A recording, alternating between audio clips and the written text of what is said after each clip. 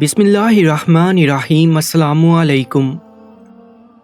بادشاہ رئیس خان ایک طاقتور اور عقلمند بادشاہ تھا۔ وہ اپنی عقل مندی، دانش مندی اور بہادری میں آس پاس کی ریاستوں میں بہت مقبول تھا۔ دوسرے کسی بھی غیر ریاست کے بادشاہ کی اتنی ہمت نہ تھی اس کی سرحدوں کے پاس بھی بھٹک جائے۔ بادشاہ بھی کسی اور پر بلا وجہ یلغار کرنے کے کبھی حق میں نہ رہا، مگر کسی دوسرے بادشاہ نے کسی کے اکسائے میں آ کر بادشاہ کے خلاف کوئی حملے جیسی حرکت کی بھی تو اس کو منہ کی کھانی پڑتی اور اسے اپنی غلطی کا ہرجانہ دینا پڑتا، تبھی جا کر اس کی جان بچ پاتی۔ وہ کبھی بھی کسی دوسرے راجا کو شکست دینے کے بعد قیدی نہیں بناتا تھا، بس خون بہا اور ہرجانہ لے کر چھوڑ دیتا تھا اور حاصل کی ہوئی رقم میں سے جو اس کے سپاہی مارے جاتے ان کے گھر والوں میں تقسیم کر دیتا اور جو زخمی ہوئے ہوتے ان کو بھی کچھ رقم دیتا۔ اس کا یہ انصاف سب ریاستوں میں مشہور تھا۔ اس کی اس کامیابی کے پیچھے اس کا مشیر خاص جنگجو سپہ سالار 32 سالہ تبریز تھا۔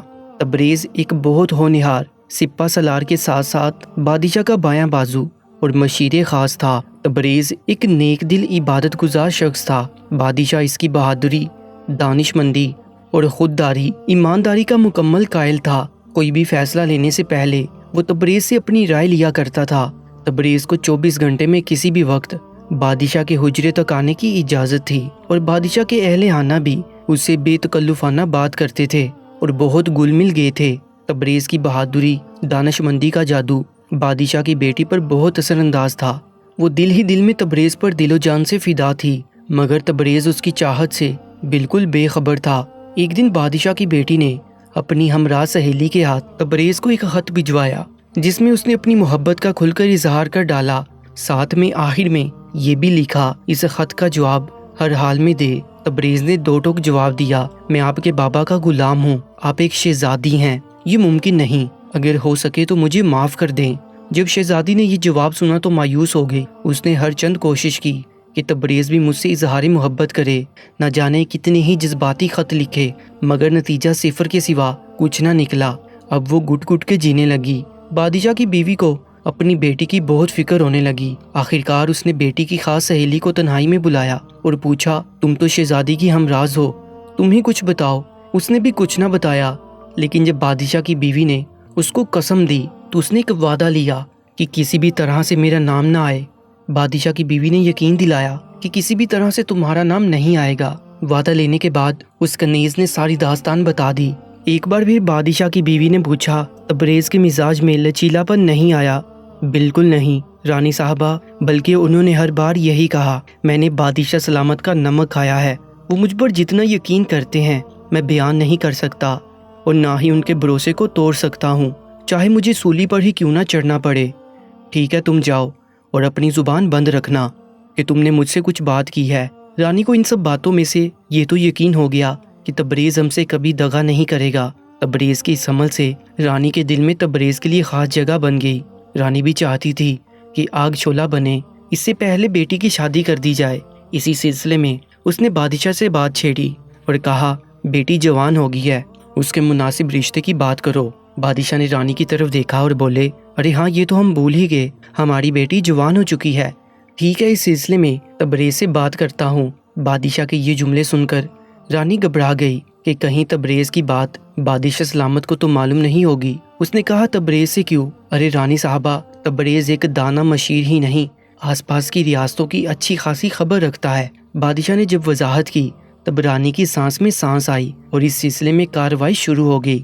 پھر کیا تھا، اتنے ہی شہزادوں کے رشتے آنے شروع ہو گئے۔ ادھر جب بادشاہ کی بیٹی کو معلوم ہوا کہ اس کی شادی کے لیے رشتے تلاش کیے جا رہے ہیں، اس نے سوچا اگر رشتہ ہو گیا تو کوئی بھی طاقت مجھے اور تبریز کو ملا نہیں سکے گی۔ اس نے اپنی سہیلی کے ذریعے پیغام بھجوایا کہ دلشاد میں عشاء کی نماز کے آدھا گھنٹہ بعد مجھ سے آ کر ملے، اگر نہیں ملے تو کل میری لاش کو آ کر دیکھ لینا۔ تبریز شہزادی سے ملنے کے لیے مجبور ہو گیا۔ جیسے ہی اس نے ملاقات کی، شہزادی نے اس سے کہا کہ سنا ہے میرے لیے رشتہ تلاش کیا جا رہا ہے، اس تلاش میں تمہیں ذمہ داری سونپی گئی ہے۔ تبریز نے کہا، جی شہزادی صاحبہ، ایسا ہی ہے۔ یہ سنتے ہی شہزادی تیش میں آ گئی اور تبریز سے دو ٹوک بات کی، میں تمہارے بنا کسی سے شادی نہیں کر سکتی۔ تبریز نے کہا کہ میں کہاں اور آپ کہاں، میں ایسا نہیں کر سکتا، میں نمک حرام نہیں ہوں۔ بادشاہ سلامت نے جو اہمیت مجھے دی ہے پورے دربار میں کیا، پوری ریاست میں کسی کو یہ فخر حاصل نہیں ہے۔ نہیں، میں غداری نہیں کر سکتا، سر قلم کروا لوں گا، مگر اپنی خودداری پر آنچ تک نہیں آنے دوں گا۔ شہزادی نے کہا، کہہ چکے تم اپنی بات، سنو، تم جانتے ہو نا کہ میں بہت ضدی ہوں، میری شادی ہوگی تو تم سے، ورنہ میرا جنازہ نکلے گا اور روز محشر اس قتل کے تم ذمہ دار ٹھہرائے جاؤ گے۔ آخر میں کیا کروں، میں خود اپنی رہی حیات کاٹ لوں گا تو ٹھیک ہے، ہم دونوں آج ہی ابھی اسی وقت اپنے آپ کو ختم کر لیتے ہیں۔ یہ کہتے ہی اس نے خنجر نکالا اور اپنے پیٹ میں مارنے کی کوشش کی، مگر تبریز نے اس کا ہاتھ پکڑ لیا۔ آخر تم چاہتی کیا ہو؟ کیوں مجھے رسوا کرنے پر اور بادشاہ سلامت کی عزت تار تار کرنے پر تلی ہو؟ میں کچھ نہیں جانتی۔ کل صبح ٹھیک 3 بجے شہر کے دروازے کے باہر مجھے ملو، ہم دونوں اس ریاست کو چھوڑ کر نکل جائیں گے اور سپہر تک اپنی سرحد سے باہر نکل جائیں گے۔ یہ میرا آخری فیصلہ ہے، اگر تم نے اس بات پر عمل نہیں کیا تو میری لاش ہی تمہیں ملے گی، اور اگر تم نے خود کو ختم کرنے کی کوشش کی تو میں بھی خودکشی کر لوں گا۔ اچھا چلتی ہوں، خدا حافظ۔ تبریز گھر پر پریشان تھا، وہ کیا کرے کیا نہ کرے، ایک طرف اس کی خودداری، دوسری طرف شہزادی کی زندگی کا سوال۔ مجبور ہو کر اس نے شہزادی کی زندگی بچانے کا فیصلہ کیا۔ اس نے راستے کے لیے کھانا اور کچھ سونے کے سکے لیے۔ 200 میل کے فاصلے پر دریا کے پار دوسری ریاست تھی، وہی ایک ریاست تھی جو سب سے قریب تھی۔ اس نے اسی راہ کو چننے کا فیصلہ کیا۔ دوسری وجہ یہ تھی کہ اس ریاست کے ایک وزیر سے اس کی پکی دوستی تھی۔ شہر سے بھاگنے کا وقت بھی آ گیا۔ وہ شہر کے دروازے سے نکلا اور اسی جگہ پہنچا جہاں شہزادی اپنی گھوڑی پر پہلے ہی تبریز کی منتظر تھی۔ پھر دونوں وہاں سے تیز رفتار سے فرار ہو لیے۔ انہیں سورج نکلنے سے پہلے سرحد سے باہر نکلنا تھا۔ تبریز نے سارا پلان شہزادی کو سمجھا دیا، ہمیں کس جگہ سرحد پار کرنی ہے اور دوسری ریاست میں کس جگہ ٹھہرنا ہے جہاں ہم مکمل محفوظ رہ سکیں۔ لگتا ہے اب گھوڑی سے سفر کریں گی شہزادی صاحبہ؟ جی ہاں، یہ سواری میری پسندیدہ ہے، اس سے میں دن رات سفر کر سکتی ہوں۔ اب ہمیں تیز رفتار سے سفر کرنا ہے۔ دوڑتے دوڑتے سورج نکلنے سے پہلے دریا تک پہنچ گئے۔ ادھر جب بادشاہ کی بیوی کو نوکرانی نے بتایا کہ شہزادی اپنے حجرے میں نہیں ہے، رانی کا دل بیٹھ گیا۔ اس نے شہزادی کی سہیلی کو بلایا۔ اس نے کہا، رانی صاحبہ، پچھلے 24 گھنٹے میں میری ان سے ملاقات نہیں ہوئی۔ رانی بولی، یہ بات باہر نہیں نکلنی چاہیے، اگر ایسا ہوا تو سب کو قید خانے میں ڈال دوں گی۔ اس نے بادشاہ سے ملاقات کی اور سارا ماجرا بتایا۔ بادشاہ نے اپنے رازدار کو تبریز کو بلانے کو بھیجا، مگر کچھ دیر میں معلوم ہوا کہ تبریز صاحب بھی گھر میں نہیں ہے۔ بس پھر کیا تھا، رانی کا ماتھا ٹھنکا، وہ ساری کہانی سمجھ گئی۔ وہ بولی، وہ دونوں بھاگ گئے۔ آپ کیا کہہ رہی ہو؟ تبریز ایک ایماندار اور خوددار لڑکا ہے، بادشاہ نے صفائی دیتے ہوئے کہا۔ آخرکار رانی نے ساری گزری ہوئی داستان بتا دی۔ بادشاہ خاموش ہو گیا۔ بادشاہ بہت عقل مند تھا۔ بادشاہ نے رانی سے مشورہ کیا، اب کیا کرنا چاہیے؟ رانی نے کہا، 1-2 دن تک اس بات کو پوشیدہ رکھو، کوئی پوچھے تو کہہ دیں گے بیٹی گھومنے اور شکار کے لیے 2-3 دن کے لیے گئی ہے، تبریز کو اس کی حفاظت کے لیے ساتھ بھیجا ہے، اگر 2 دن تک نہیں آتی تو پھر کچھ سوچیں گے۔ ہمیں بہت دانشمندی سے کام لینا ہے، یہ ہماری ریاست اور ہماری عزت کا سوال ہے۔ ادھر تبریز اور شہزادی دریا کے کنارے پہنچ گئے۔ تبریز بولا، ہم کچھ آرام کر لیں، پھر ہم یہ دریا کو پار کریں گے اور شہر کچھ فاصلے کی ہی دوری پر ہے۔ ہم شہر میں چہرہ ڈھک کر داخل ہوں گے۔ کچھ تھکن دور کرنے کے بعد کچھ کھانا بھی کھایا اور دریا کو پار کرنے کے لیے تیار ہونے لگے۔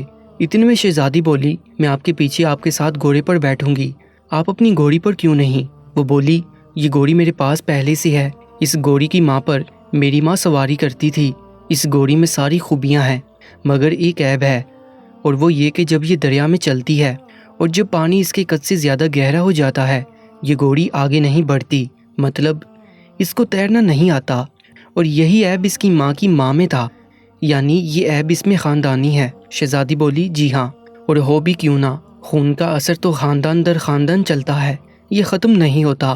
یہ بات شہزادی نے عام لہجے میں کہی۔ تبریز بولا، رکو، اور وہ سوچنے لگا، پھر اچانک بولا، ہمیں واپس چلنا ہوگا۔ واپس چلنا ہوگا؟ آپ کو پتا ہے آپ کیا کہہ رہے ہیں؟ جی ہاں، میں جو کہہ رہا ہوں سوچ سمجھ کر کہہ رہا ہوں، مگر ان حالات کے بعد میرے بابا آپ کو قتل کر دیں گے یا قید خانے میں ڈال دیں گے۔ میں مرنے سے نہیں ڈرتا، مگر ہم چلتے ہیں۔ نہیں، یہ نہیں ہو سکتا، اب ہم نے قدم بڑھا دیا ہے، واپس نہیں لے سکتے، مگر ہمیں واپس چلنا ہوگا۔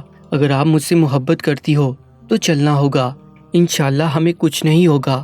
اگر ہماری محبت سچی ہے تو بادشاہ تو دور، خدا بھی ہمارے فیصلے کو تسلیم کرے گا۔ یہ کہہ کر اس نے گھوڑا اپنے شہر کی طرف موڑ لیا اور سیدھا محل میں داخل ہو کر بادشاہ کے حجرے کی طرف بڑھا۔ اندر اطلاع دی۔ بادشاہ فوراً حجرے کے باہر آیا۔ وہ دنگ رہ گیا۔ بادشاہ نے اندر آنے کو کہا اور اپنی رانی کو بھی بلایا۔ اس سے پہلے بادشاہ کچھ بولتا، شہزادی بولی، بابا جان، اس تبریز کا کوئی قصور نہیں، میں نے اس کو دھمکی دی تھی۔ شہزادی نے ساری عشق کی داستان شروعات سے اب تک کی بادشاہ کے سامنے پیش کر دی۔ بادشاہ کچھ نہ بولا، بس ایک سوال کیا، وہ بھی تبریز سے، کہ تم نے لوٹنے کے بارے میں ارادہ کیوں بنایا؟ تبریز بولا، میں نہیں جانتا۔ جو بات میں آپ سے کہنے جا رہا ہوں، اس کے بعد آپ میرے ساتھ کیا سلوک کریں گے، مگر جو بھی سلوک کریں گے اس میں سزائے موت ہی صحیح مجھے منظور ہے۔ دراصل جب ہم لوگ دریا پر پہنچے اور اسے پار کرنے کا ارادہ کیا تو شہزادی صاحبہ نے کہا کہ میں اپنی گھوڑی سے دریا میں نہیں اتر سکتی۔ اصل عیب بھی بتائے کہ یہ خاندانی عیب ہے اور خون کا اثر پشت در پشت چلتا ہے، کبھی ختم نہیں ہو سکتا۔ بس اسی جملے نے مجھے واپسی پر مجبور کر دیا۔ میں سمجھا نہیں تم کیا کہنا چاہتے ہو؟ بادشاہ رانی سے بولا، حضور، بات یہ ہے کہ آج آپ کی بیٹی میرے ساتھ بھاگ کر شادی کرنے کو تیار ہو گئی، خاندان کی عزت کا کچھ بھی خیال نہ رکھا۔ شادی کے بعد ہو سکتا ہے اللہ مجھے بیٹی عطا فرمائے، اور وہ بیٹی بھی اپنی ماں کے نقش قدم پر چلتی، خاندان کی ناک کٹواتی اور آپ کی عزت پر بھی خرف آتا، اور یہ سلسلہ نسل در نسل چلتا۔ لہٰذا یہ مجھے گوارا نہ تھا اور میں نے واپسی کا ارادہ کر لیا۔ زیادہ سے زیادہ میری جان چلی جائے گی مگر میرے گھر کی عزت تو برقرار رہے گی۔ بادشاہ نے ساری بات سنی اور کہا، اس کا فیصلہ ہم کل دربار عام میں کریں گے کہ تمہیں کیا سزا دی جائے، اور آپ اپنے گھر جائیں، کل صبح دربار میں حاضر ہو جانا۔ اچھا، شب بخیر۔ ادھر شہزادی کو رات بھر نیند نہیں آئی۔ وقت گزرتا گیا، صبح کا دربار بھی لگ گیا۔ تبریز بھی دربار میں تھا۔ رانی اور شہزادی بھی اوپر بالکنی میں بیٹھے تھے۔ تبریز کے چہرے پر کچھ شکن نہ تھی مگر شہزادی کی دل کی دھڑکنیں بڑھ رہی تھیں، اضطرابی کا عالم تھا۔ بادشاہ نے اپنی بات کا آغاز کیا اور سب سے کہا، آج ہم آپ کو ایک قصہ سنانا چاہتے ہیں اور اس قصے کو سننے کے بعد ایک سوال پوچھوں گا اور اس کا جواب آپ دیں گے۔ سب نے ایک زباں ہو کر کہا، حضور قصہ سنائیں۔ بادشاہ نے اپنی بیٹی اور تبریز کے عشق کی داستان سنائی مگر کردار کے نام بدل دیے۔ بادشاہ نے ایک ایک بات کو کہانی کی شکل دے کر پورا قصہ بیان کر دیا، پھر پوچھا، یہ قصہ آپ کو کیسا لگا؟ سب نے کہا، سبق آمیز۔ میرا سوال یہ ہے کہ اس بہادر سپاہی کو کیا انعام دینا چاہیے یا سزا؟ چونکہ بادشاہ اپنے عدل اور انصاف کے لیے مشہور تھا اور اس کے درباری بھی باصلاحیت تھے اور غیر مناسب بات نہیں کرتے تھے۔ ایک درباری بولا، اسے ہیرے موتی دینے چاہیے۔ ایک بولا، اسے اس خودداری پر سونا چاندی سے تول دینا چاہیے۔ ایک نے کہا، اونچے منصب پر فائز کرنا چاہیے۔ سب نے الگ الگ رائے دی۔ ایک بزرگ صاحب رقبہ درباری میں سب کی رائے سن رہا تھا۔ وہ ایک عالم دین تھا جس سے بادشاہ شرعی مسئلے کا حل نکلوایا کرتا تھا اور باقاعدہ عمل بھی کرتا تھا۔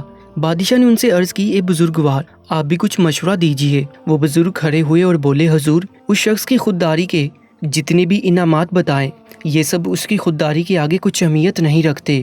اس شخص نے بادشاہ کی عزت بچائی بلکہ حکومت کی عزت بھی بچائی۔ اس بادشاہ کو اپنی بیٹی کی شادی اس جوان سے کر دینی چاہیے۔ میری نظروں میں اس انعام کے علاوہ کوئی اور انعام مناسب نہیں ہے۔ بادشاہ نے کہا، بزرگوار، آپ کا مشورہ 100% مجھے بھی قبول ہے۔ اب آپ سب حضرات میری بات غور سے سنیے۔ یہ جو میں نے قصہ سنایا وہ بادشاہ میں ہوں، وہ لڑکی میری بیٹی ہے اور وہ لڑکا ہمارا سب سے وفادار سپاہی اور ہمارا مشیر خاص تبریز ہے۔ لہٰذا آج سے ٹھیک 10 دن بعد ہم اپنی بیٹی اور تبریز کا نکاح کریں گے اور ان 10 دنوں میں ساری تیاریاں مکمل کی جائیں اور مہمانوں کی فہرست بھی تکمیل میں لائی جائے۔ دربار برخاست کیا جاتا ہے۔ اس کے بعد ہم نے بادشاہ کے زندہ باد کے نعرے لگائے۔ پیارے دوستو، ایسی ہی سبق آموز کہانیوں کے لیے Urdu story time YouTube channel کو سبسکرائب کر لیجیے گا۔ اپنا بہت زیادہ خیال رکھیں۔ اللہ نگہبان۔